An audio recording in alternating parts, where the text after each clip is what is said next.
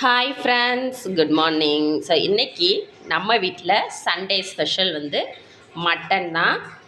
மார்னிங்கே மட்டன் எடுத்தாச்சு. ஸோ இன்றைக்கி வந்து மட்டன் சுக்கா எப்படி பண்ணுறது அப்படிங்கிறத ஒரு வீடியோவாக எடுத்து ஷேர் பண்ணுறேன். அதையும் மறக்காமல் நம்மளோட எல்லா ஃப்ரெண்ட்ஸும் பாருங்கள்.